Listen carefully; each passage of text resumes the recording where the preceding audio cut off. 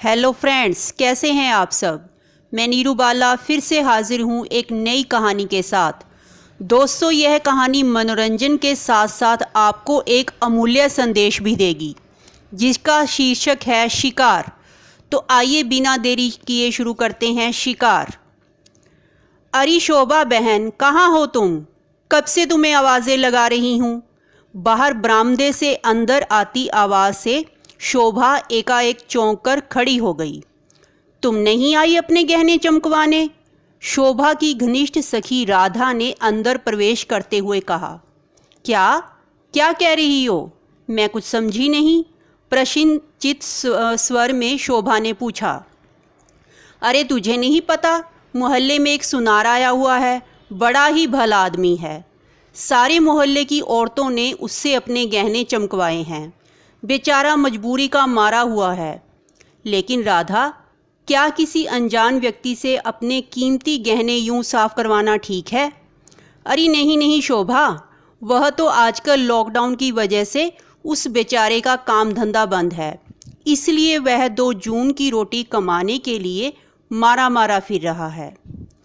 और तुझे पता है, उसने बहुत थोड़े पैसों में सारे मोहल्ले के जेवर साफ किए हैं। मैं भी अपने गहने साफ करवाने के लिए जा रही हूँ, बाकी तेरी मर्जी। कहते हुए राधा तेज तेज कदमों से चलते हुए बाहर की ओर मुड़ गई। गहनों के मामले में भगवान ने महिलाओं को थोड़ा कमज़ोर बनाया है। युगों युगों से आभूषण औरतों की कमज़ोरी रही है। रानियां महारानियां भी जेवरों से लदे होने के बावजूद नए गहनों का मोह नहीं छोड़ पाती थी। शोभा मन ही मन आशंकित तो थी, मगर राधा की बातों से उसके हृदय में भी एक बार देखने की जिज्ञासा हिलोरे मारने लगी। इसी कश्मकश में उलझी शोभा मोहल्ले के दूसरे छोर की ओर बढ़ चली, जहां सारी महिलाएं सुनार को घेरा डाले खड़ी थी। सामने से आती रीता के कानों में झूमते नन्हे नन्हे झुमकों की सुंदरता ने अनायास ही शोभा को अपनी ओर आकर्षित कर लिया। अरे रीता, तुमने क्या नए बूंदे लिए हैं? बड़े सुंदर हैं। अरे नहीं नहीं शोभा बहन, नए बूंदे खरीदना हमारे बस में कहाँ। दिन रात मेहनत करके बच्चों का लालन पालन हो जाए, यही बहुत बड़ी बात है। यह चमचमांदे बूंदे तो उन हरीश भैया का कमाल है। शोभा ने देखा कि वाकई हरीश ने रीता के बूंदों में नई जान भर दी थी।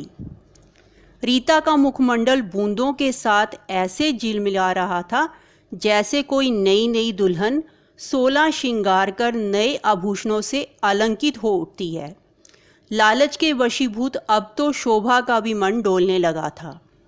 अभी 4 साल पहले की तो बात है, जब शोभा अपने जीवन की नई शुरुआत करने के लिए दिल में उमंगों के हजारों दीपक जलाकर पवन के साथ प्रेन्य सूत्र में बंधकर बाबुल की बगिया छोड़ ससुराल आई थी। ऊंचे ऊंचे सपनों की बेमिसाल उड़ान तो नहीं, मगर ससुराल में शोभा को किसी प्रकार की कोई कमी भी नहीं थी। बेपनाह मोहब्बत से पवन ने शोभा के जीवन में खुशियां ही खुशियां बिखेर दी। पवन जमींदार साहब के यहाँ मुनीम का कार्य संभालता था।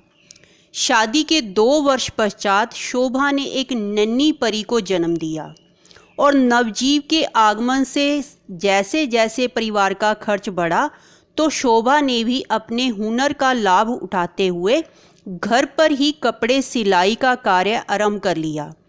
आभूषणों के मामले में ससुराल और मायका पक्ष दोनों को मिलाकर 2 अंगूठियां, एक गले की चेन, 2 जोड़ी बूंदे और कुछ चांदी की पाजेबें ही कुल जमा पूंजी थे शोभा के पास। कपड़े सिलने से शोभा को जो आमदनी होती, उससे उन्हें अपने गृहस्थी के लिए कुछ अतिरिक्त सुविधाएं जुटाने में सहायता मिलती।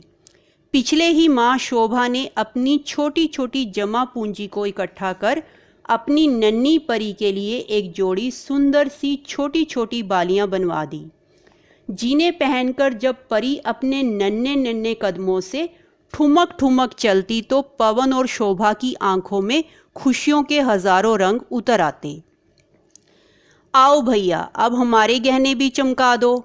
आशा की किरण लिए राधा ने जब हरीश से विनय किया तो सुनार अपना सामान समेट राधा के संग उसके घर की ओर चल पड़ा। शोभा की उन दोनों के पीछे पीछे हो ली।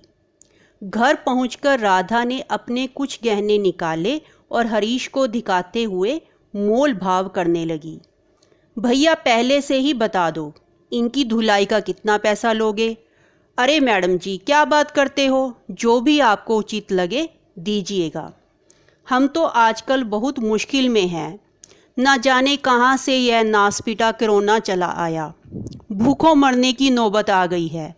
भला चंगा जीवन चल रहा था, मगर जब से इस महामारी ने पांव फैलाए हैं, हमारी तो रोजी रोटी ही छीन ली। बाबू ने काम से निकाल दिया है, घर में बीवी और छोटे छोटे बच्चे हैं। अब पेट की आग बुझाने के लिए कुछ तो करना पड़ेगा ना मैडम जी।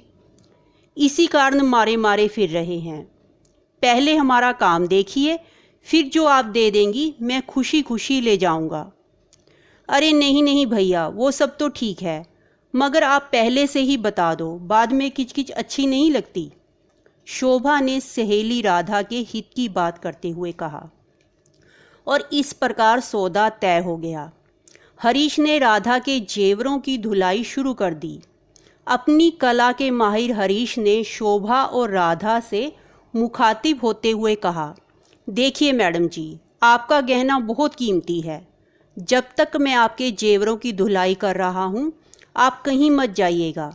हम नहीं चाहते कि बाद में कोई बखेड़ा हो। अपनी आँखों के सामने अपना काम करवा लीजिए। और इस प्रकार विश्वास की एक अटूट डोर ने हरीश ने दोनों महिलाओं को अपने भरोसे में ले लिया। हरीश के दोनों हाथ बड़ी कुशलता से अपने कार्य में लगे थे। तभी राधा और शोभा टकटकी लगाए उसे देख रही थी। हरीश ने शोभा से कहा, बहन, क्या तुम अपना गहना नहीं धुलवाओगी? गहना तो तुम्हारा बहुत सुंदर है, मगर धूल मिट्टी से बदरंग हो गया है। कहते हुए उसने अपना जाल बिछा दिया। शोभा का भी मन अब उछल रहा था और सुनार भैया भी राधा के जेवरों की धुलाई के लिए बहुत थोड़ा पारिश्रमिक ले रहे हैं। अगर इतना काम किसी सुनार की दुकान से करवाया जाता तो वहाँ पर काफ़ी पैसे लगते। बेचारा बेरोज़गारी की मार का सताया हुआ है, शोभा मन ही मन सोच रही थी। तभी राधा ने कहा, शोभा बहन, तुम बैठो, मैं भैया के लिए चाय बनाकर लाती हूँ। अरे नहीं नहीं बहन जी, आप क्यों कष्ट करती हो, चाय वाय रहने दीजिए। बस मुझे एक गिलास पानी मिल जाए तो बहुत अच्छा है, प्यास के मारे गला सूखा जा रहा है। हाँ हाँ भैया, आप रुकिए, मैं अभी लाती हूँ। हरीश बड़ी तन्मयता से अपने कार्य में व्यस्त था और अंत में शोभा ने देखा कि हरीश ने ब्रश से गहने साफ करने के पश्चात जो गंदा पानी बचा था उसे एक बोतल में भर लिया। इस पानी का आप क्या करोगे? राधा ने प्रश्न किया। अरे मैडम, ये तो गंदा पानी है, इसका क्या करना? इसमें कुछ हानिकारक रसायन मिले रहते हैं, इसलिए इसे बाहर जाकर गिरा देंगे, हरीश ने उत्तर दिया। अब तो शोभा को भी विश्वास हो चुका था और उसने अपने गहने भी साफ करवा लिए। अब जेवरों की चमक देखते ही बनती थी। दोस्तों, कैसी लगी आपको यह कहानी? अपने सुझाव हमें भेजते रहें। कहानी के अगले और अंतिम भाग में हम जानेंगे कि क्या हरीश वास्तव में मजबूरी का शिकार था या वह शिकार करने आया था। तब तक आप स्वस्थ रहिए, मस्त रहिए। धन्यवाद।